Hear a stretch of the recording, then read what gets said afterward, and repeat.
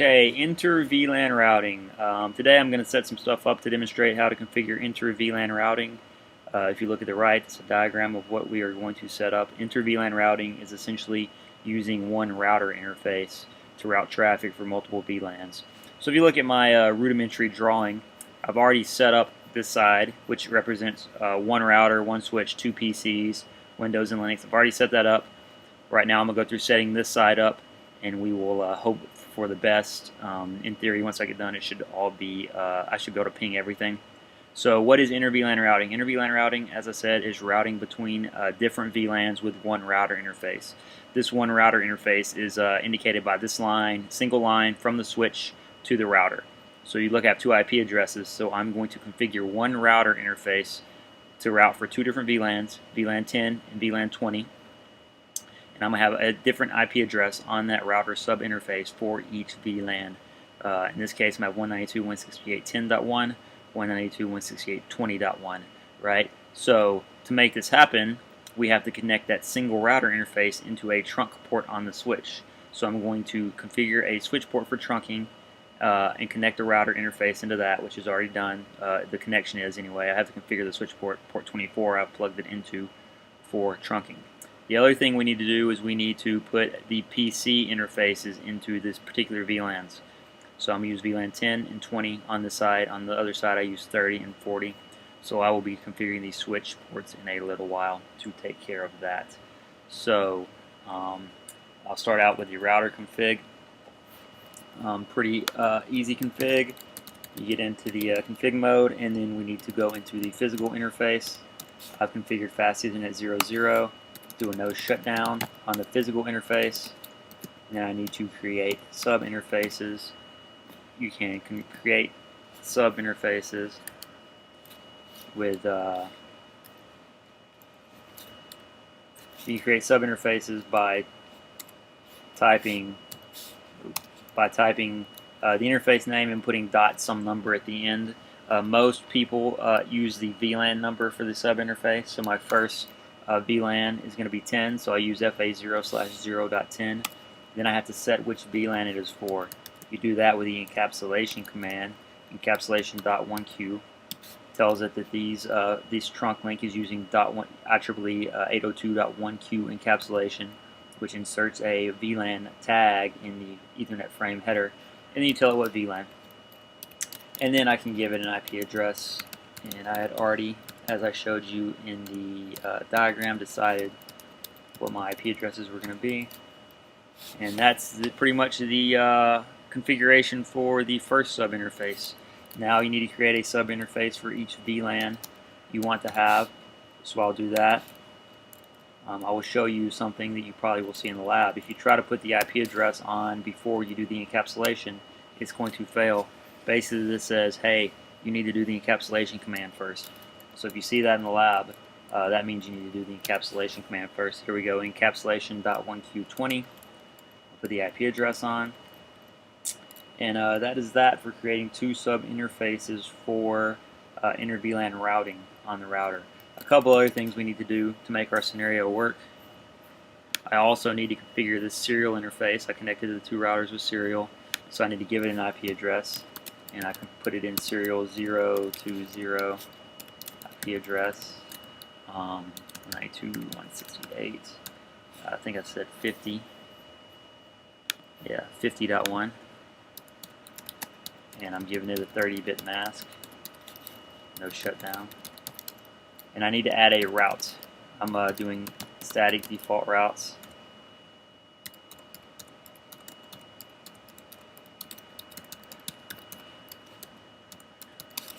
So if you look at the command I just entered, I put IP route 0.0.0.0, 0.0.0.0, 192.168.50.2.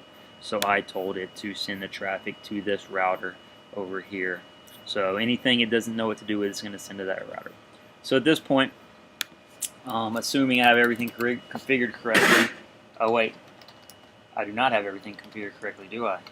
What did I forget to configure?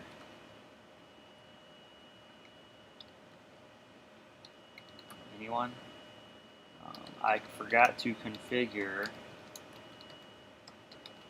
the switch. So I need to go move my console cable. So I'll be back in a second.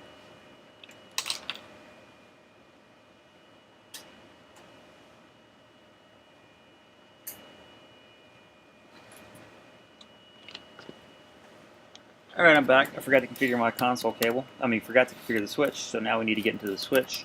And essentially all we need to do in the switch is configure 3 interfaces. 0/1 has the VLAN T10 PC, so I need to put it in VLAN 10. 0/2 has the VLAN 20 PC, so I need to put in VLAN 20. And now you configure port 24 for trunking. So now, in theory, everything should work.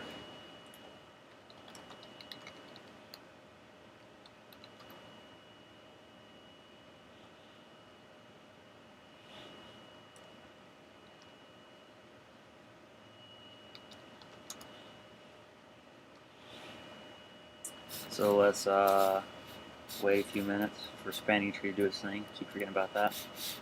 So now in theory everything should work. So I should be able to ping. Let's see. I'm actually at the switch, so I need to go back to the router. Let me look at my VLANs first.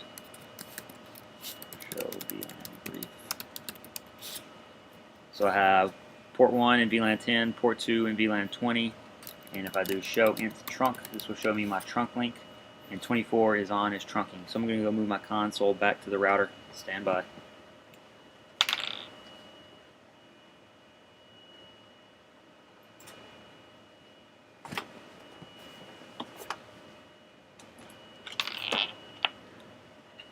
Alright, so my console's back in my router now.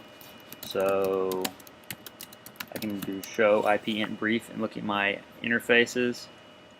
Show it's up and up. My serial is showing down for some reason. That's no good.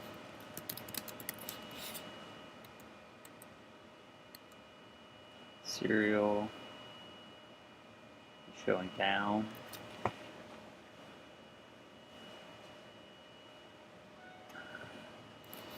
So I think I need a clock rate on there.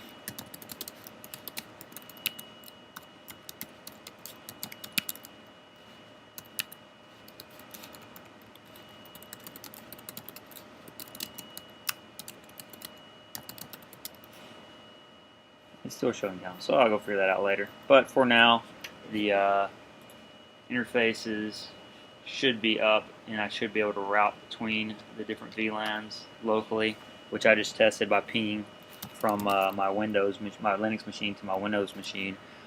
But from here, where you can see, I'll go ahead and ping each machine for fun. 10.2 is my Windows machine, 20.2 is my Linux machine, and I need to go figure out why the serial is not working.